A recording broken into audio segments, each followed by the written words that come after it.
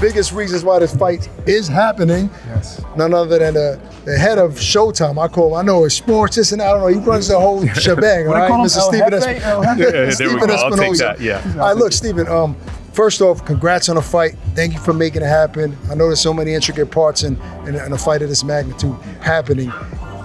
The delay was because of the rematch clause. At least that's what's out there. That was out in the media.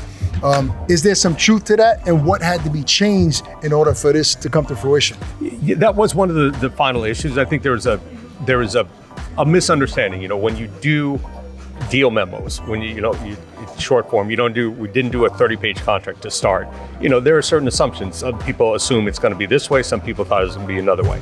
So one side thought, okay, if we do the rematch, it's going to be basically the same terms, same arrangements with some exceptions. Or you trying to sneak that in there? Like. No, well, that's what one side thought. The other side thought, no, that's not what we were thinking. Right. So at the end of it, it was, I think, a genuine disagreement about, what people just weren't on the same page. Right. So, it had to get worked out.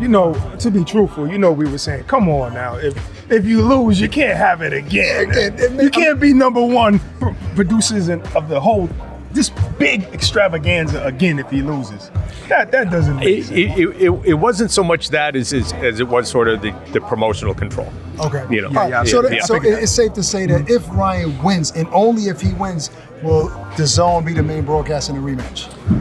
It's not set. There's a process that has to go through. Still not set.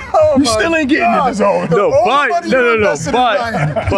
But look, it's probably headed that way. It's not as that as simple, but certainly, Golden Boy will be in the driver's seat. We know where their deal is and their preference is. So I think you guys can start making plans. In your head, you're saying, but Tank's going to win, so we're not going to have to do that. That's what he's saying in his head. But do you feel like sometimes as a network, you kind of get caught in the middle of battles between promoters? Well, look, I think there's two things. One, because you just want the best fight as a network. We want the best fight, and at the end of the day, I think there's two things. We're an easy scapegoat. So when there's a lot of time where a promoter may not actually want the fight, or a fighter's looking at something different, it's sort of like, they're on the other side of the street.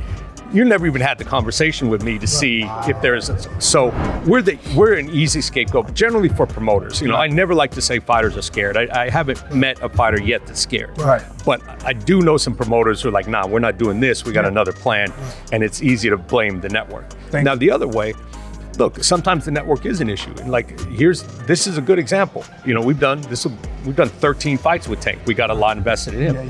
DAZN has a lot invested in Ryan. Neither one was, we're running businesses too. We all want the sport to function correctly, but we also want to honor our own investments and not see our guy go for the biggest fight of his career somewhere else. Right. So here, we split the baby. Nobody's happy. DAZN's not happy. We're not happy. But everybody's content. Everybody's happy enough. Just to make that fight happen. Exactly. You know what? A lot of people were saying when the fight was made that this is going to open up doors for other fights to be made. But Tank, we just had Tank on. He brought up a good point. He said, Mayweather-Pacquiao happened. That didn't open up doors. A lot of fights didn't happen after that. In fact, none that were on the other side, right? So why would this one be different? Or is it going to be the same thing? Look, I think there's a path to it. Like it does help. At least there's sort of a pattern to say, look, this can be done. The question is, are the circumstances right to do that? Now, Mayweather-Pacquiao was such a huge pain, in terms of a absolute split. Everything was 50-50.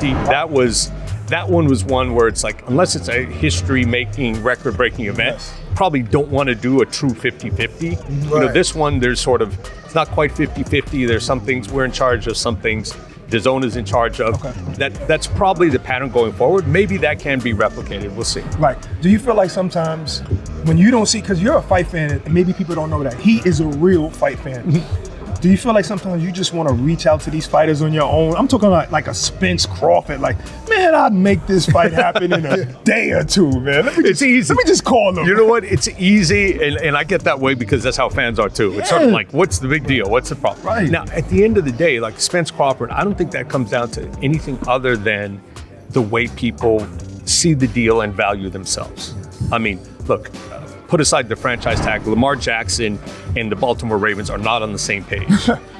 Okay, Now, they both want a deal. I think he wants to stay there. Ravens want to stay there, but they're just not on the same page on how they see the deal working. There's no salary cap and franchise and all that, but that's, I think, it's not that Spence doesn't want it or Crawford doesn't want it.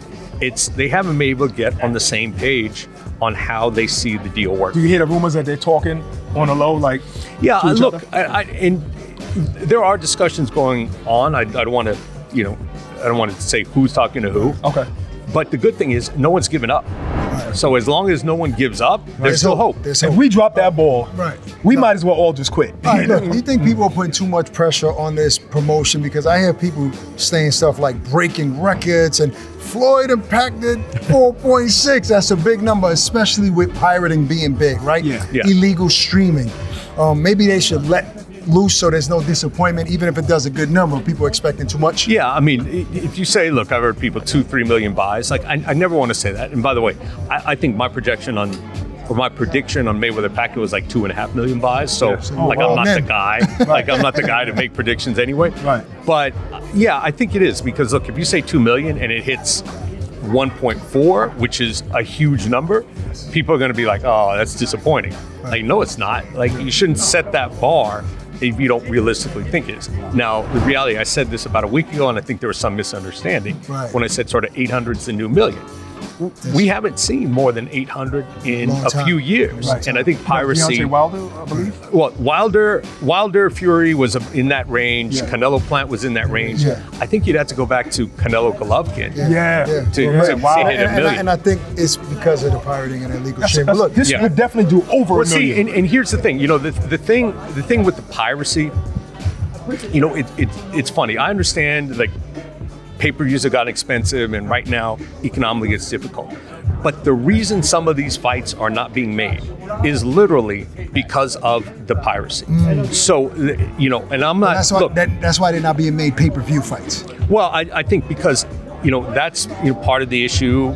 In Spence Crawford, like the uncertainty on how much revenues are in the pot because of piracy. So the reality is people should continue to vote with their pocketbooks. I'm not saying this for my benefit because, as you guys know, the network gets a little tiny chunk. 80-90% of the revenues are going to the fighters. So if your favorite fighter is taking a fight that you support, pay for it. Buy that pay-per-view. If you're a real fight fan, pay for the fights. No, but the people who probably complain pirate it anyway. Yeah. There you have it. All right, Yeah. listen, we're just happy the fight is happening. We'll see you in Vegas. Thanks for taking the time. We'll see you in LA. Introducing the new DAZN Boxing Show podcast. No matter the time or the place, getting your boxing content has become easier than ever. Tune in as we give you exclusive insights, predictions, fight night recaps, and more alongside the biggest names in the game. All for free. Available globally every Thursday across all audio streaming platforms and with new episodes dropping weekly to give you the latest news. Just type in the DAZN Boxing Show podcast, listen in, and enjoy.